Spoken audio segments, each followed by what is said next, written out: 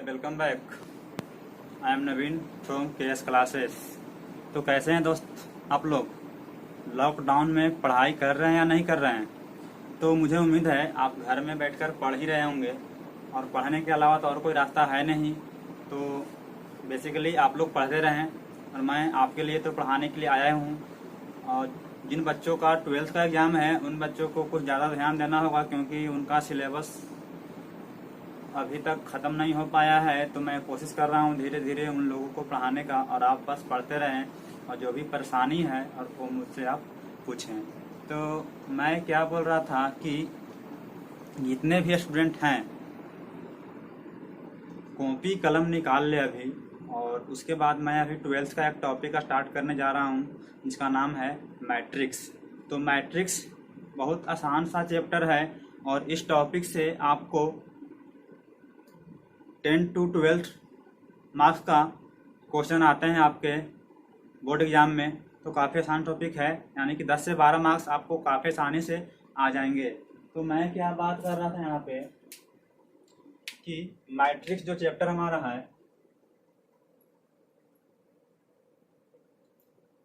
तो matrix chapter को मैं स्टार्ट कर रहा हूँ, ठीक है।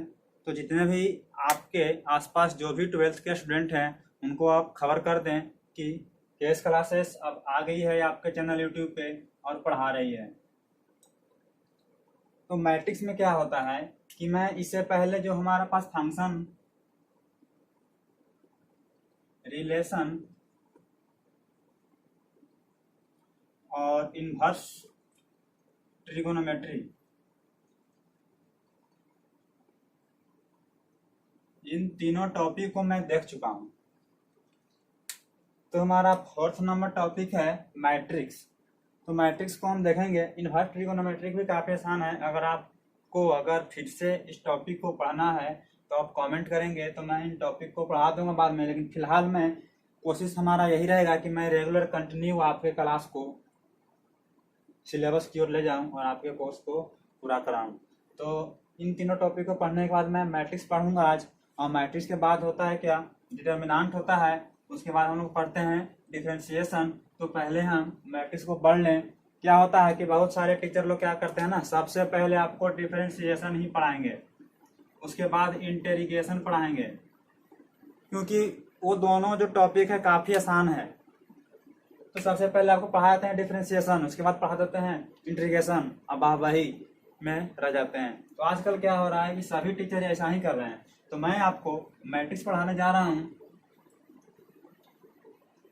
और ज़्यादा दिक्कत उन बच्चों को हो रही है जो इस समय 10th का एग्जाम दिए हैं, अभी तक उनका रिजल्ट आया नहीं है। वह रोड पे ऐसे घूम रहे हैं, लगता है कि हम कितना जान चुके हैं। तो ऐसा कुछ भी नहीं है। जब वो 11th क्लास को पढ़ना शुरू करेंगे तब समझ में आएगा उनको कि हम कहाँ पर हैं। तो आप लोग बस मस्ती से पढ़ते रहिए, क्योंकि आप जान चुके हैं कि क्या है 12th का सिलेबस। तो मैं मैट्रिक्स पढ़ूंगा आज, और मैट्रिक्स में आज आपको बताऊंगा कि मैट्रिक्स क्या है। तो मैट्रिक्स को लाया गया किस लिए, मैट्रिक्स को लाया गया किस लिए? तो मैट्रिक्स को इसलिए लाया गया क्योंकि आप 10th क्लास में बहुत सारे फंक्शन को सॉल्व कर चुके होंगे। क्या सा फंक्शन, जैसे 2x + 5 = 0, इस तरह का अगर कोई फंक्शन दिया हुआ है, इस तरह का अगर कोई फंक्शन दिया हुआ है, 1 वेरिएबल, इसमें कितने वेरिएबल है? 1 वेरिएबल। तो 1 वेरिएबल है, 1 वेरिएबल का ये फंक्शन है। इसमें आप काफ़ी आसान से x का मान निकाल पाते हैं, नहीं निकाल पाते हैं, आसानी से निकाल लेते हैं। लेकिन अगर 2 वेरिएबल का कोई फंक्शन दिया हुआ है, 2 वेरिएबल का अगर कोई फंक्शन आपके पास है, तो उसको निकालने के लिए आपके पास नंबर ऑफ फंक्शन 2 होना चाहिए। नंबर ऑफ फंक्शन 2, यानी कि 2 वेरिएबल फंक्शन को सोल्व करने के लिए 2 इक्वेशन होना जरूरी है। क्यों होना जरूरी है आपको पता ही होगा। जैसे हमने लिख दिया एक सवाल, x + y = 7। अगर मैं आपसे पूछूं कि बताओ बाबू x और y का मान कितना होगा, तो कहेंगे आप कि सर x का मान 2 ले लीजिए और y का मान 5 ले लीजिए, तो 7 तो हो जाएगा। बिल्कुल सही जवाब है आपका, आपका जवाब सही है।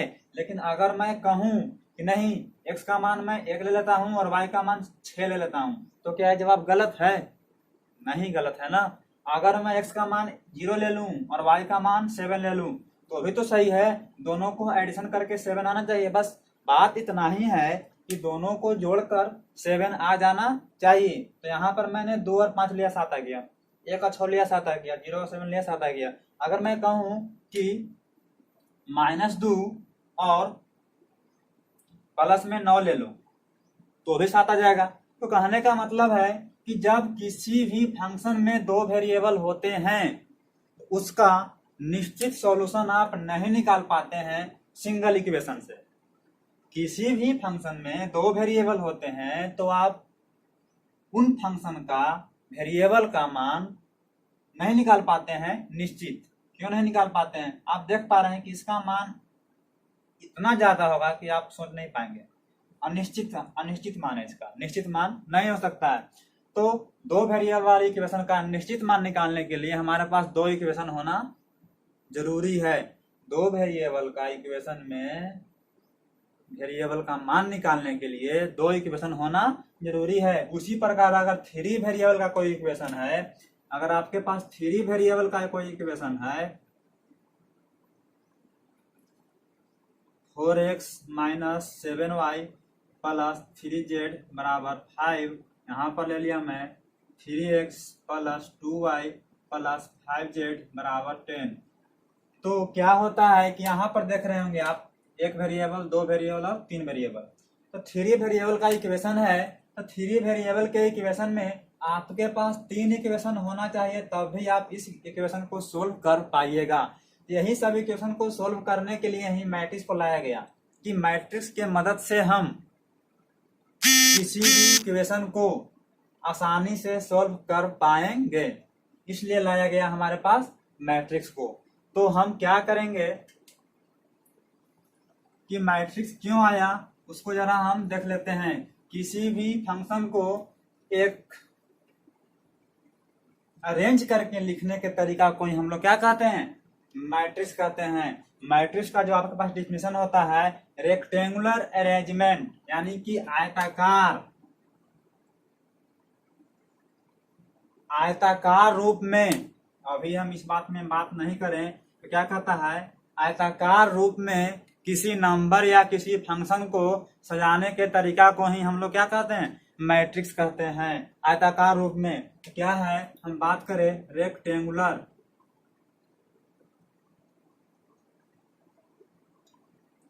Arrangement of number and function is called matrix. तो क्या कहा गया? आयताकार सजावट, किसका सजावट? ऑफ नंबर या फिर फंक्शन। नंबर या फंक्शन के आयताकार सजावट को हम क्या कहते हैं? मैट्रिक्स कहते हैं। तो आप काफी आसानी से इस बात को समझ पा रहे होंगे। तो कहोगे सर कि कैसे सजाएंगे हम? जैसे हमने कहा आपको कि किसी कक्षा में बताओ कि स्टूडेंट के पास कितने कॉपी है और कितने कलम है। या फिर हम बात करें, जैसे तुम बात करो यानी कि मेरे ही क्लास में, इसी क्लास में मैं बात करूं, इसी क्लास में स्टूडेंट से मैं पूछूं कि सभी लोग बताओ किसके पास कितने बुक हैं और कितने पेन हैं, किसके पास कितने बुक है और कितने पेन है, और उसको एक निश्चित सजावट के रूप में लिखना है। तो सजावट के रूप में आप लिखिएगा तो कैसे लिखिएगा? आप ऐसे लिख सकते हैं, हम यहाँ पर लिख दिए बुक, यहाँ पर लिख दिया पेन, और यहाँ पर हम नामकरण करेंगे। जैसे हम नाम लिख दिया राम, अब राम के पास आराम से लिख दीजिए, ऐसा नहीं लिखना पड़ेगा ना कि राम के पास 2 बुक और 3 पेन। फिर श्याम लिखेंगे, श्याम के पास 3 बुक और 4 पेन। इस तरह से लिखना पड़ेगा तो काफी गैदरिंग लगेगा। तो इसीलिए मैट्रिक्स लाया गया। तो इसको आसान तरीका से लिखने के लिए क्या बनाया गया? मैट्रिक्स, और आयताकार रूप में सजाया गया। कैसे सजाया गया? हमने यहाँ पर लिख दिया बुक, यहाँ पर लिख दिया पेन, यहाँ पर मान लो कि राम। अब बोलो राम के पास कितने पेन और कितने बुक? तो कहोगे सर उसके पास 4 बुक था और 2 पेन था। लिख दिया काफी आसानी से। अगर मैं कहूं सीता, तो सीता के पास मान लो कि 3 बुक और 1 पेन, ठीक है। अगर मैं कहूं लता, लता के पास 1 बुक और 4 पेन, लिख दिया। और भी स्टूडेंट है तो और भी स्टूडेंट को हम लिख पाएंगे, इस तरह से लिख पाएंगे कि नहीं लिख पाएंगे। तो आयताकार रूप में सजा के नहीं सजा, एक आयत बन गया, इसी को बोलते हैं हम मैट्रिक्स। क्या बोलते हैं? मैट्रिक्स बोलते हैं। इसको आप ऐसे भी लिख सकते हैं।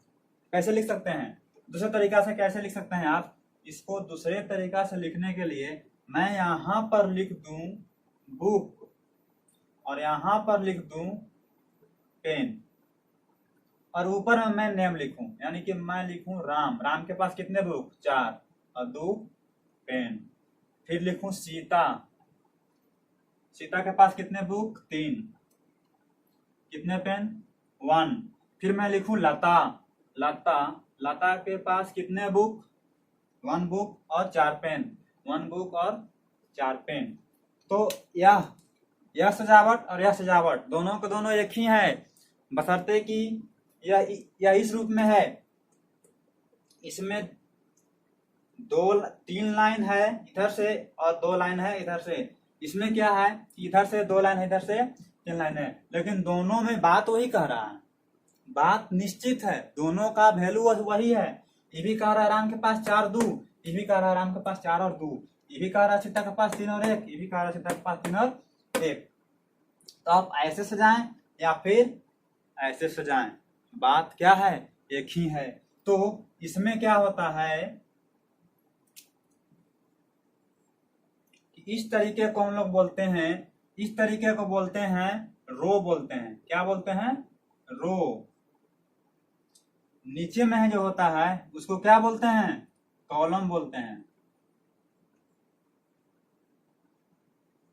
इसको बोलते हैं कॉलम। इसमें इसको रो बोलेंगे, इसको क्या बोलेंगे? कॉलम बोलेंगे। रो बोलेंगे और कॉलम बोलेंगे। इसमें कितने रो हैं? 1 रो और 2 रो। इसमें कितने रो हैं? 1 रो, 2 रो और 3 रो। इसमें कॉलम कितने हैं? 1 और 2। इसमें कॉलम कितने हैं? 1 2 और 3।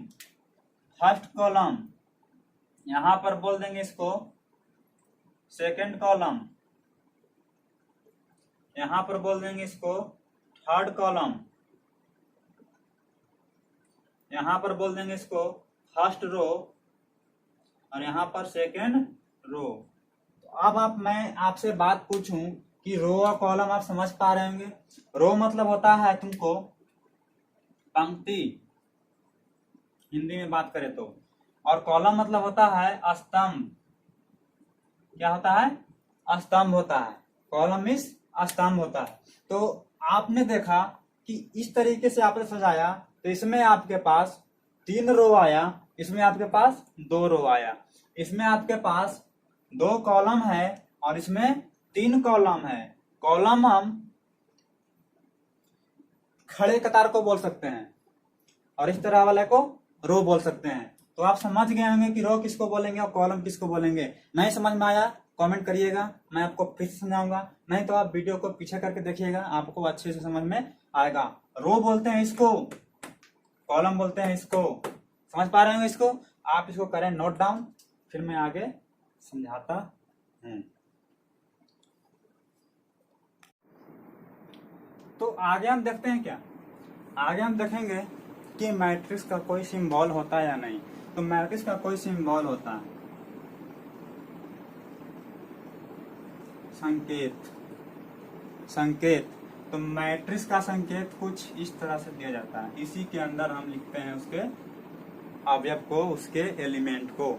यह जो हुआ हमारा मैट्रिक्स का संकेत है। मैट्रिक्स में क्या है? संकेत है। अब किसी भी मैट्रिक्स को हम लोग शो यानी कि दिखाते हैं इंग्लिश के कैपिटल लेटर से, इंग्लिश के कैपिटल लेटर से। डिनोटेड a matrix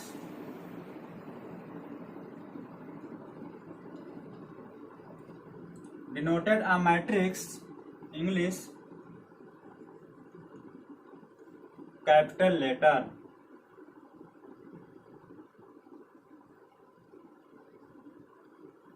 इंग्लिश के बड़े अक्षर द्वारा किसी भी मैट्रिक्स को हम लोग डिनोट करते हैं, पहचान करते हैं, उसका नामकरण करते हैं। क्या करते हैं? नामकरण करते हैं। जैसे आपका नाम कुछ भी है तो उसी प्रकार मैट्रिक्स का कोई ना कोई तो नाम होगा, तो उसका नामकरण हम इंग्लिश के लेटर द्वारा करते हैं। एग्जाम्पल के तौर पे समझिए, जैसे मान लीजिए कोई मैट्रिक्स है, उसका नामकरण कर दिए ए, उसको हम इस रूप में लिखेंगे ना। कोई मैट्रिक्स है बी, उसको हम इस रूप में लिखेंगे। अब बात करते हैं, इसके अंदर कोई ना कोई तो अवयव होगा, कोई ना कोई तो अवयव होगा, ठीक है। अब आप समझ पा रहे होंगे कि इधर से हम रो लिखते हैं, इधर से कॉलम लिखते हैं। मैं अब बात करूंगा ऑर्डर ऑफ मैट्रिक्स की। तो ऑर्डर ऑफ मैट्रिक्स देखें।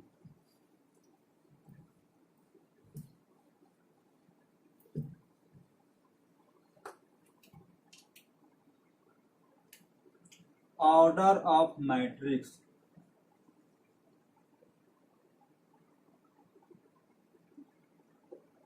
Order of matrix. तो किसी भी मैट्रिक्स का ऑर्डर क्या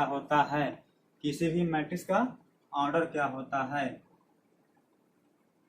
तो मैट्रिक्स का ऑर्डर क्या बोलता है कि मैट्रिक्स को ऑर्डर को हम लोग डिनोट करते हैं m क्रॉस n से।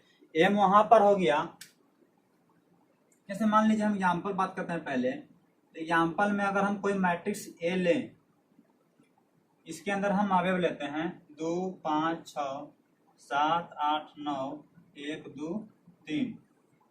अब आप बताइएगा इसमें रो के गो है? 1 रो 2 रो 3 रो, 3 वो यहाँ पर लिख देंगे। कॉलम कितने हैं? तो 3 है। अगर कोई मैट्रिक्स हम एक और मैट्रिक्स लिए हैं, इसमें लिख दिया 2 3 4 5 6 7 8, ठीक है। अब बताइएगा आप इसमें कितने रो हैं? कहोगे सर 3 रो हैं। 1 रो 2 रो और 3 रो, 3 गुना कितने कॉलम है? 1 कॉलम और 2 कॉलम। इसी को ऑर्डर बोलते हैं। इसको क्या बोलते हैं? ऑर्डर बोलते हैं। यहाँ पर इस मैट्रिक्स का कितना ऑर्डर है? तो 3 क्रॉस 2। इस मैट्रिक्स का कितना ऑर्डर है? तो 3 क्रॉस 3। कहने का मतलब कि रो 3 कॉलम 3, मैट्रिक्स का ऑर्डर हो गया। रो और कॉलम के बारे में आप बता दिए, तो वही जो है मैट्रिक्स का ऑर्डर है, मैट्रिक्स का कोटि है। तो क्या कहता है कि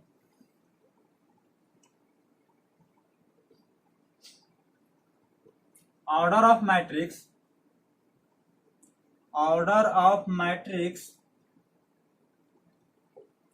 is m cross n,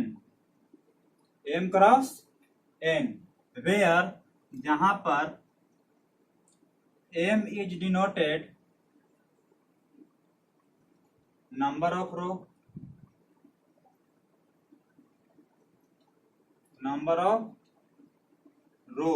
and n is denoted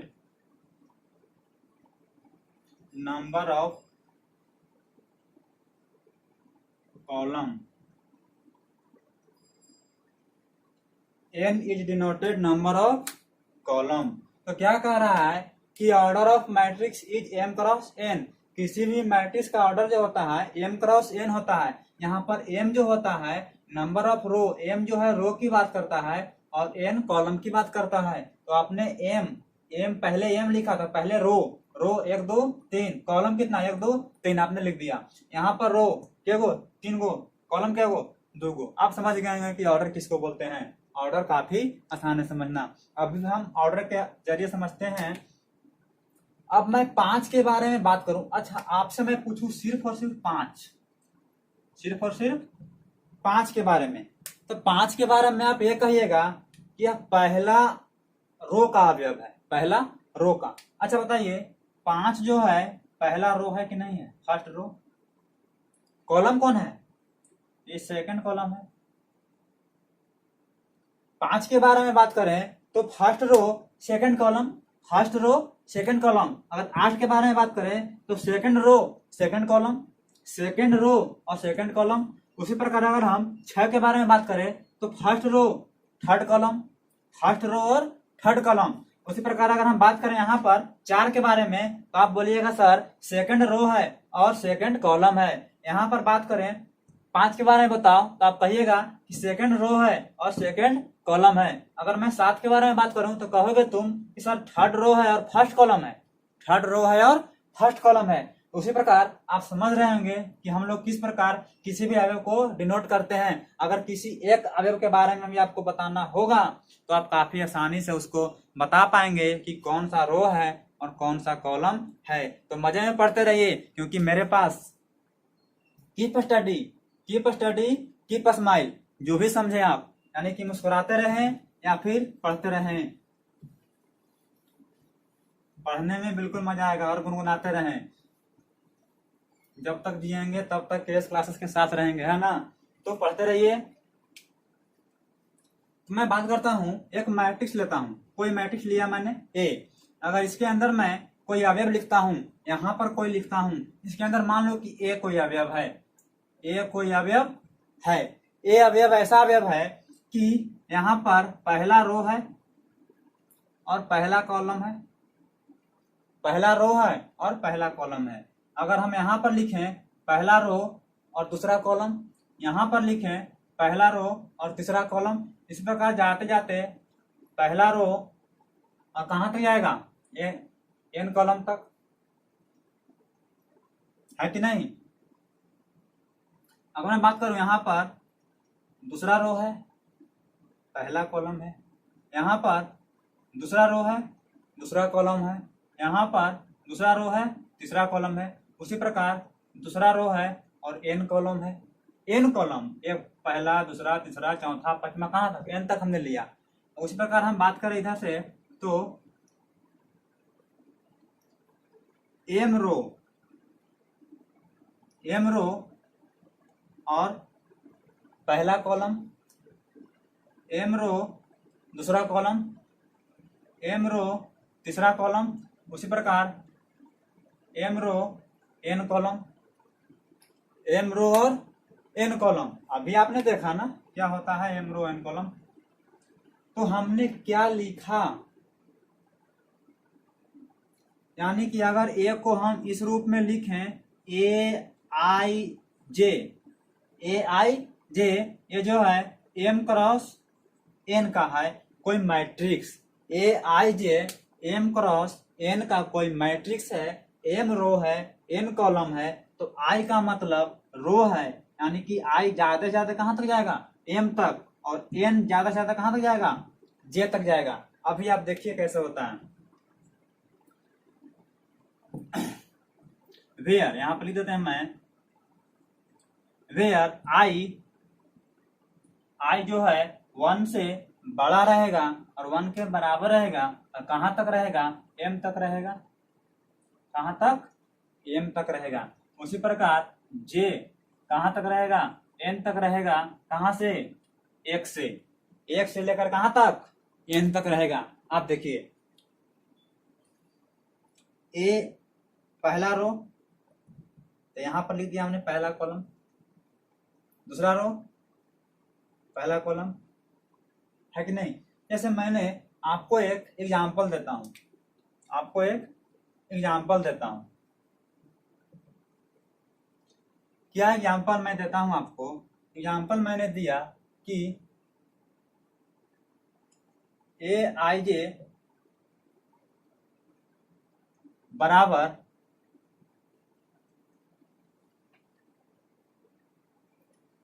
3i plus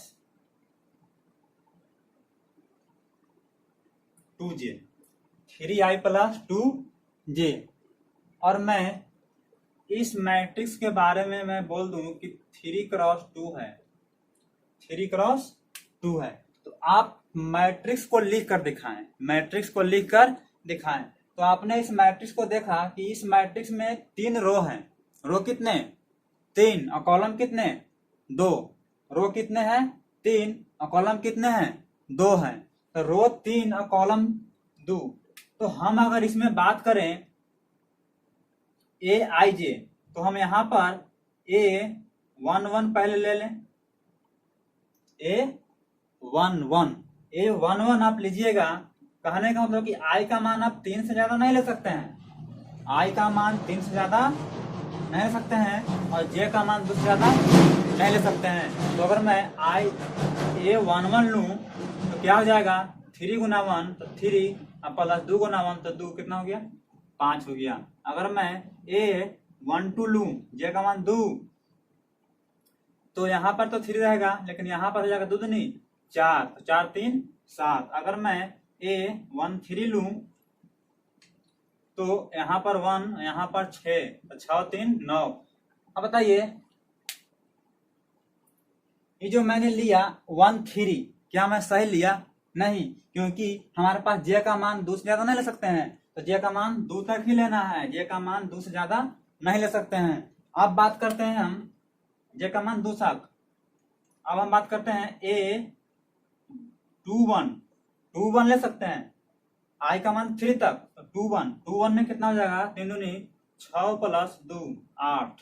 अगर हम A22 की बात करें, 22 की बात करिएगा, 2 दूनी 4 और 2 दूनी 3 दूनी 6 और 2 दूनी 4, 6 4 10 हो गया। उसी प्रकार मैं बात करूं A32 की बात करूं तो क्या हो जाएगा, 3 तो 3 दी आई 9 प्लस 2 दूनी 4, कितना हो गया, 9 4 13। तो सारे आगे हमें मिल गया। अब मैं इसको फिट कर देता हूं तो हमारा मैट्रिक्स बन जाएगा। अब कैसे फिट करिएगा, ध्यान दीजिए। तो सबसे पहले मैं A11 लेता हूं।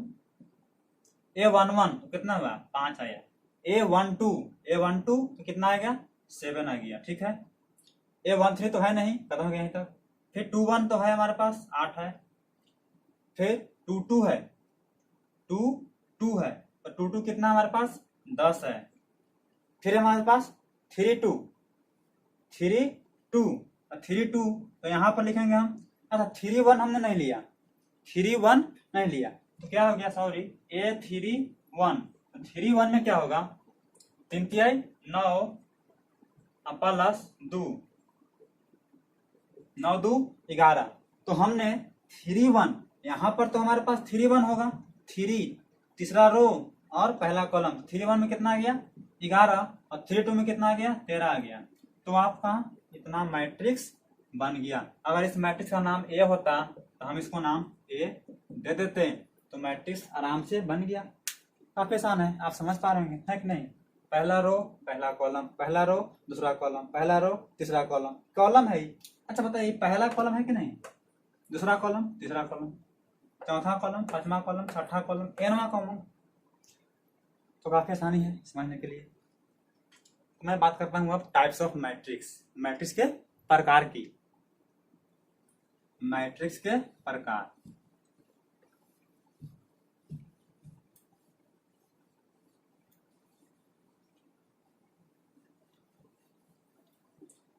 तो मैट्रिक्स के प्रकार, टाइप्स ऑफ मैट्रिक्स, मैट्रिक्स के प्रकार। टाइप्स ऑफ मैट्रिक्स जो होते हैं हमारे पास, बहुत गर्मी है दोस्तों। टाइप्स ऑफ मैट्रिक्स 7 प्रकार के होते हैं। अब देखिए, हमारे पास पहला जो मैट्रिक्स है उसको बोलते हैं हम column matrix. Column matrix, column matrix. तो कॉलम मैट्रिक्स आप जानते हैं कि हम स्तंभ को बोलते हैं। तो वैसे मैट्रिक्स जिसमें सिर्फ और सिर्फ एक ही कॉलम हो, सिर्फ और सिर्फ एक ही कॉलम हो, उस मैट्रिक्स को बोलते हैं हम कॉलम मैट्रिक्स। उस मैट्रिक्स को क्या बोलते हैं, column matrix. Column matrix is, column matrix is if only of only one column, only one column. तो हम एग्जाम्पल के तौर पर समझते हैं, column matrix, a column matrix is, a column matrix is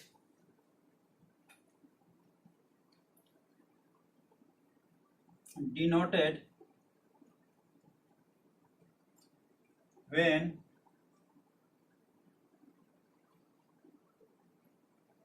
matrix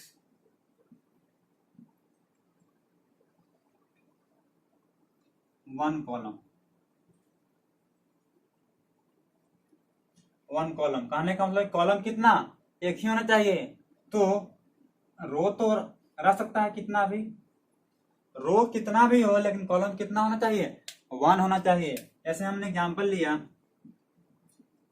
example कोई ए मैट्रिक्स है, इसमें रो कितना भी लिखो, रो 2 5 6 8 न लिख दिया, रो तो 4 गो रो है, लेकिन कॉलम कितने हैं, 1 है। अगर एक कॉलम वाला मैट्रिक्स हो, उस मैट्रिक्स को हम बोलते हैं कॉलम मैट्रिक्स। बिल्कुल परेशानी वाली बात नहीं है। उसी प्रकार अगर हम रो मैट्रिक्स की बात करें, रो मैट्रिक्स,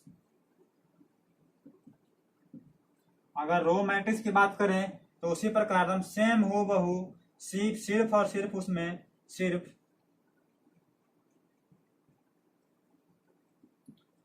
वैसा मैट्रिक्स जिसमें सिर्फ और सिर्फ रो हो, उस मैट्रिक्स को हम बोलते हैं रो मैट्रिक्स। वैसा मैट्रिक्स जिसमें सिर्फ रो हो, उस मैट्रिक्स को बोलते हैं रो मैट्रिक्स। समझ पा रहे हैं इस बात को आपको? रो मैट्रिक्स उसको बोलते हैं जिसमें सिर्फ रो हो। इसमें हम बात करते हैं, यानी कि इसको डिनोट कैसे करेंगे, डिनोट करेंगे 1 क्रॉस n, 1 क्रॉस n। अच्छा यहाँ बताइएगा, इसका हम अगर ऑर्डर की बात करें तो रो कितने हैं, 4 है, इन कॉलम कितने हैं, 1 है। इसमें 1 रो और कॉलम कितने, 4। तो आप देख पा रहे होंगे कि 1 कॉलम वाले मैट्रिक्स को कॉलम मैट्रिक्स कहते हैं और 1 रो वाले मैट्रिक्स को रो मैट्रिक्स कहते हैं। उसी प्रकार हमारा 3 नंबर जो टॉपिक है, स्क्वायर मैट्रिक्स। स्क्वायर मतलब वर्गाकार। वर्गाकार बोले तो जितना रो जितना कॉलम, जितना रो जितना column, square matrix 3 number. Square matrix, square matrix is a row and column are equal. Square matrix is when a matrix, when जब एक मैट्रिक्स में number of row and number of column are equal, number of row and number of column are equal, then square matrix. तो square matrix किसको बोलता है कि जिसमें, अच्छा लिख लो तुम, a square matrix, a square matrix, ठीक है। A square matrix is in which number of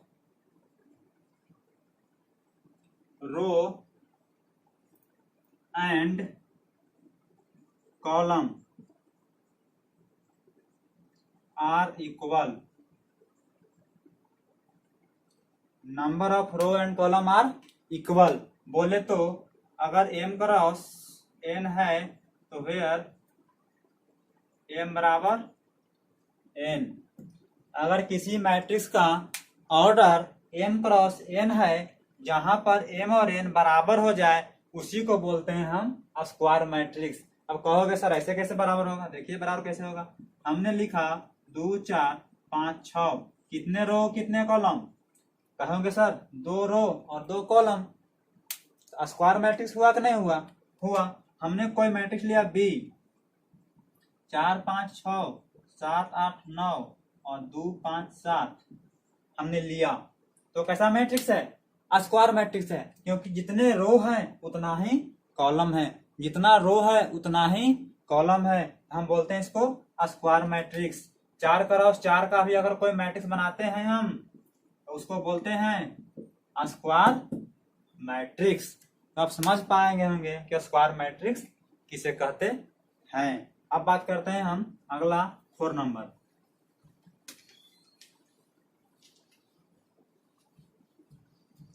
4 number जो हमारा टॉपिक है, स्क्वायर मैट्रिक्स ही है, लेकिन कुछ अलग टॉपिक है, डायगोनल।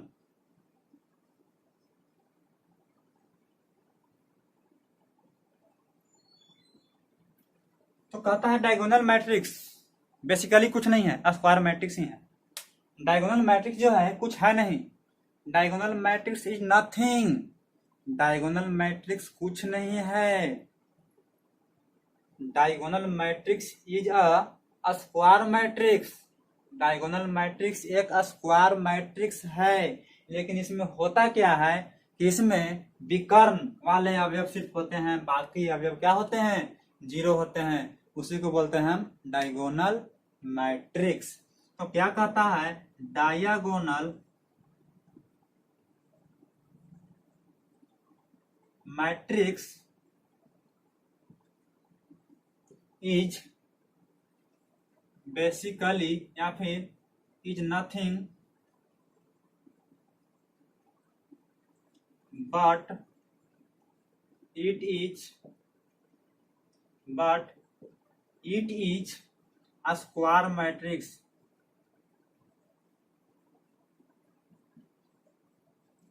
डायगोनल मैट्रिक्स कुछ नहीं है, यह एक स्क्वायर मैट्रिक्स है। लेकिन इसमें दिक्कत क्या है कि इसमें ऐसा मैट्रिक्स होगा, आपके पास एक कोई मैट्रिक्स है, स्क्वायर मैट्रिक्स हमने लिखा 2 5 6 7 8 9 और 3 2 8 स्क्वायर मैट्रिक्स है। लेकिन क्या कहता है ना डायगोनल मैट्रिक्स में कि सिर्फ डायगोनल एलिमेंट होना चाहिए, बाकी एलिमेंट क्या होना चाहिए, जीरो होना चाहिए। बाकी एलिमेंट अगर जीरो है सभी के सभी, तो हम उस मैट्रिक्स को क्या कह देंगे, डायगोनल मैट्रिक्स कह देंगे। उस मैट्रिक्स को क्या कह देंगे, डायगोनल मैट्रिक्स कह देंगे। सिर्फ और सिर्फ डायगोनल एलिमेंट यानी कि विकर्ण अवयव ही होना चाहिए, तो हम कहेंगे उस मैट्रिक्स को डायगोनल मैट्रिक्स है। विकर्ण को छोड़ा करके सभी अवयव जीरो हो, उस मैट्रिक्स को क्या कहेंगे, डायगोनल मैट्रिक्स। समझ पा रहे हैं इसको, डायगोनल मैट्रिक्स क्या है। तो बेसिकली बहुत अच्छी सी थोड़ा टॉपिक है। उसके बाद हमारा है डायगोनल मैट्रिक्स के बाद है स्केलर मैट्रिक्स। 3 नंबर पढ़े थे ना हम लोग, 3 4 5 number scalar matrix. Scalar matrix, तो स्केलर मैट्रिक्स में क्या कहता है, स्केलर मैट्रिक्स भी एक प्रकार का स्क्वायर मैट्रिक्स है, ये भी क्या है, स्क्वायर मैट्रिक्स ही है। तो स्क्वायर मैट्रिक्स तो है ही, लेकिन इसमें क्या होगा ना कि डायगोनल एलिमेंट इक्वल होना चाहिए। स्क्वायर मैट्रिक्स है कि नहीं है, डायगोनल भी है, स्क्वायर भी है। लेकिन अगर तीनों क्या, जितना भी डायगोनल है सब के सब अगर बराबर है, diagonal element are equal, then इस तरह से बोल सकते हैं डाया element is equal, then matrix is scalar matrix. Scalar matrix समझ गए।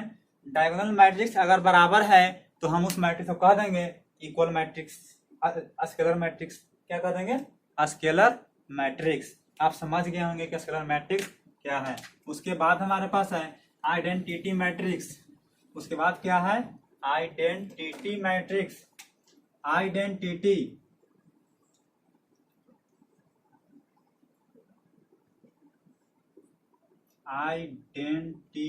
मैट्रिक्स।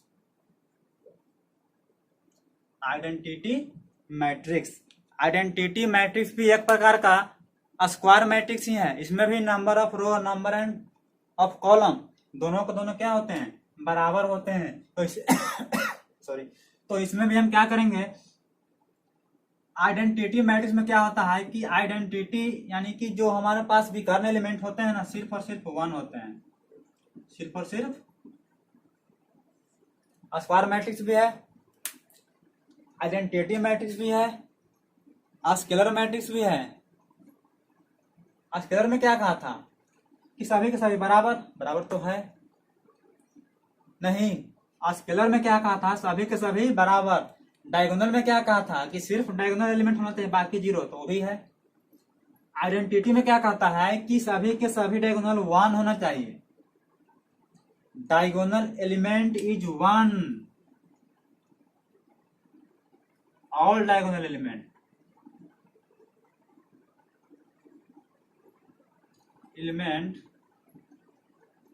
इज वन, सभी के सभी डायगोनल एलिमेंट अगर वन हो तो हम क्या कहेंगे उसको, आइडेंटिटी मैट्रिक्स। एक एग्जांपल हम, अच्छा बताओ यह आइडेंटिटी मैट्रिक्स है कि नहीं है? अगर हम कहें तुमको से तो डायगोनल मैट्रिक्स है कि नहीं है डायगोनल, क्योंकि डायगोनल एलिमेंट खाली है, बाकी सब के सब क्या है, जीरो है। अगर मैं पूछूं कि स्केलर है कि नहीं है, तो स्केलर भी है। स्केलर में क्या कहा था कि सभी डायगोनल बराबर होना चाहिए, तो बराबर तो है। तो all identity matrix is a diagonal matrix and a scalar matrix and identity matrix. तो जितने आइडेंटिटी मैट्रिक्स जितने भी होते हैं, सभी के सभी डायगोनल भी होते हैं, सभी के सभी स्केलर भी होते हैं। लेकिन ऐसा नहीं है कि सभी के सभी स्केलर मैट्रिक्स डायगोनल हो जाएंगे, ये कुछ जरूरी नहीं है। स्केलर मैट्रिक्स तो हम इसको भी कहते हैं,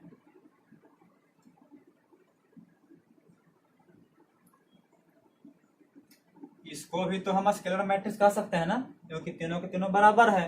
यहाँ पर तीनों अगर रूट भी चढ़ाने तो तीनों के तीनों बराबर है कि नहीं है?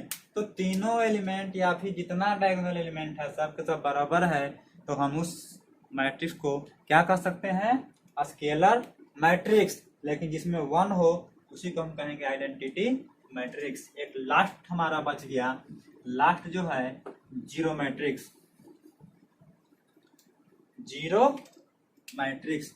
तो लास्ट हमारा है जीरो मैट्रिक्स। जीरो मैट्रिक्स में क्या कहता है, all element are zero, all element is zero, सभी के सभी एलिमेंट क्या होना चाहिए, जीरो होना चाहिए। तो हम उस मैट्रिक्स को क्या कर सकते हैं, जीरो मैट्रिक्स। आपके पास ए कोई मैट्रिक्स है, उसमें सब के सब अवयव जीरो है, तो जीरो मैट्रिक्स हुआ कि नहीं हुआ? इसका अगर हम तुमसे ऑर्डर पूछें तो सर 2 रो है और 3 कॉलम है, 2 रो और 3 कॉलम है। हमने कोई बी मैट्रिक्स लिया, 0 0 0 0 0 0 0 0 0 और 0 0 0, यह तो जीरो मैट्रिक्स है कि नहीं? जीरो मैट्रिक्स कितने रो हैं, 4, कॉलम कितने, 3। ये हो गया इसका ऑर्डर, क्या हो गया, ऑर्डर हो गया। आपने ऑर्डर जाना, मैट्रिक्स का ऑर्डर जाना और मैट्रिक्स का प्रकार जाना, सारा चीज आपने जान लिया। अब हम बात करते हैं equality of matrix, equality of matrix, equality of matrix.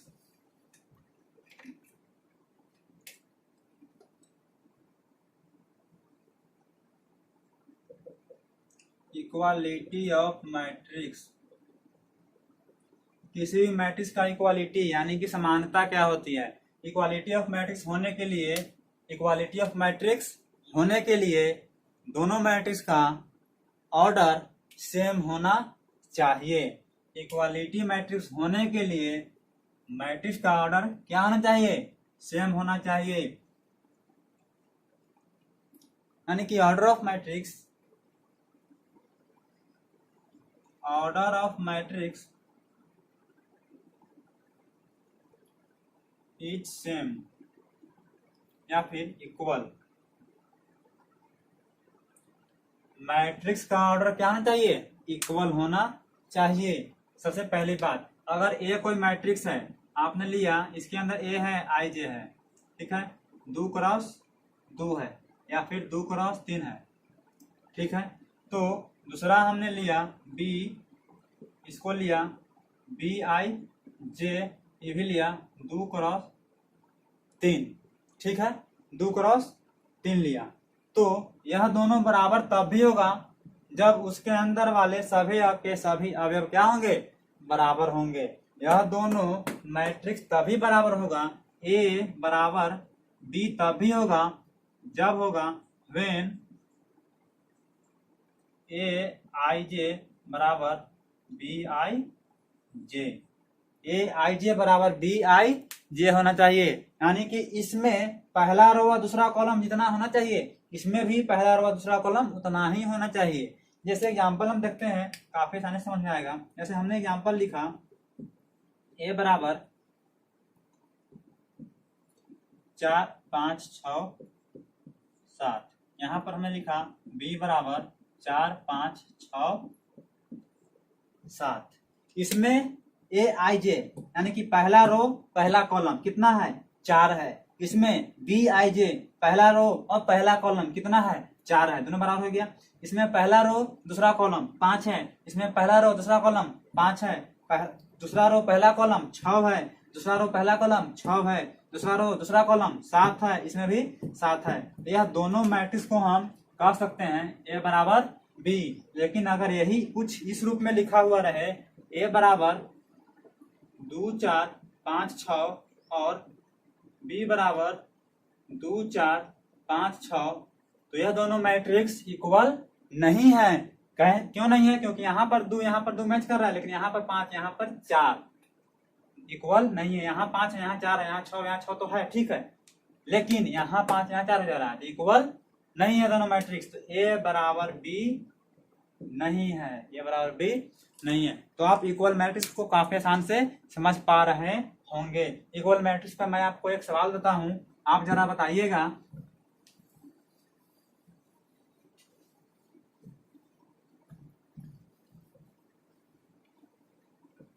Find the value of x. जैसे हमने सवाल दिया find value of x, find value of x हमने दिया ए बराबर 5 6 7 और एक्स दिया, और बी बराबर दिया 5 6 7 और 12।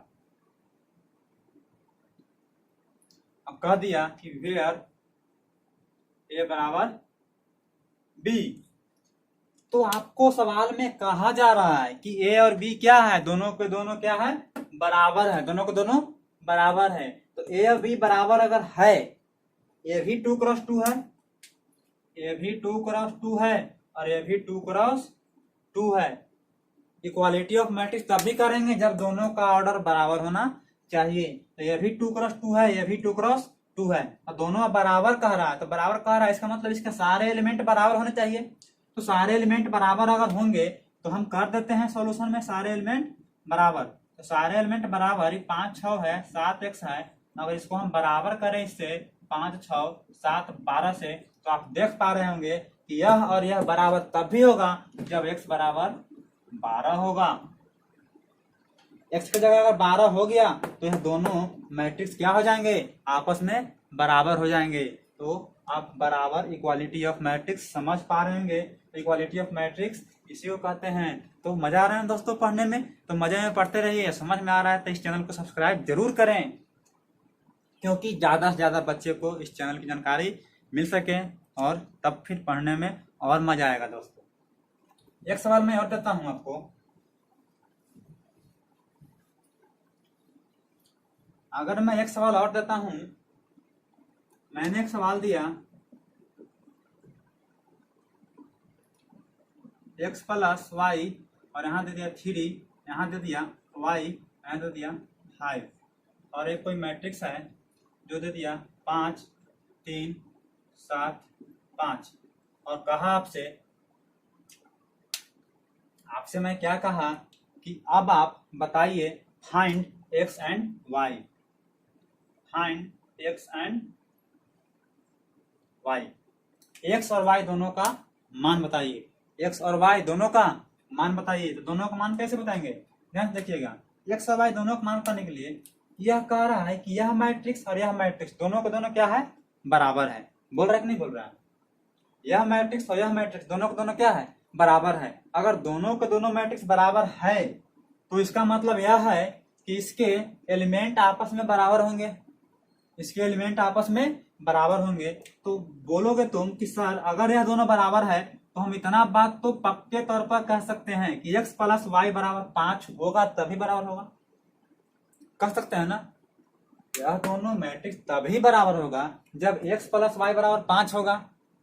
ठीक बात। और y बराबर 7 होगा, और y बराबर 7 होगा। यह दोनों अगर बराबर होगा तभी ये दोनों बराबर होगा। तो बराबर तो दिया हुआ है तो यह भी बराबर होना चाहिए। तो बराबर होने के लिए हमारे पास y का वैल्यू 7 आ चुका है। तो y अगर इसको समीकरण 1 कहें और इसको 2 कहें तो पुट वैल्यू y इन समीकरण 1, पुट वैल्यू y इन समीकरण इक्वेशन 1। तो जब हम y का वैल्यू इसमें पुट करेंगे तो क्या आएगा, x प्लस 7 बराबर 5। तो x बराबर 5 माइनस 7, x बराबर आएगा माइनस में 2, x बराबर माइनस में 2। आपका बिल्कुल आसान सा सवाल है कि आप x और y का मान काफी आसानी से इक्वालिटी का मदद से आप निकाल सकते हैं। तो दोस्तों मैं आशा करता हूं कि आपको अच्छे से समझ में आ रही होगी, और अगर आ रही है तो चैनल को सब्सक्राइब जरूर करें और आगे भी शेयर करें और फॉलो करें। तो फिर मैं मिलता हूं आगे नेक्स्ट क्लास में, और ढेर सारा आपको इस पे क्वेश्चन कराऊंगा। और आप घर पे बैठे क्या करेंगे, तो आपको करना क्या है कि आपको किसी भी बुक से आपके पास एनसीईआरटी हो, आपके पास केसी सिन्हा हो, आपके पास भारती भवन हो, आपके पास RS अग्रवाल हो, कुछ भी बुक हो, उस बुक से आप मैट्रिक्स का चैप्टर निकालकर फर्स्ट चैप्टर को बनाएंगे तो काफी अच्छे से बनेगा, कहीं कोई परेशानी नहीं आएगा। फिर हम मिलते हैं आपसे नेक्स्ट क्लास में। तो बाय।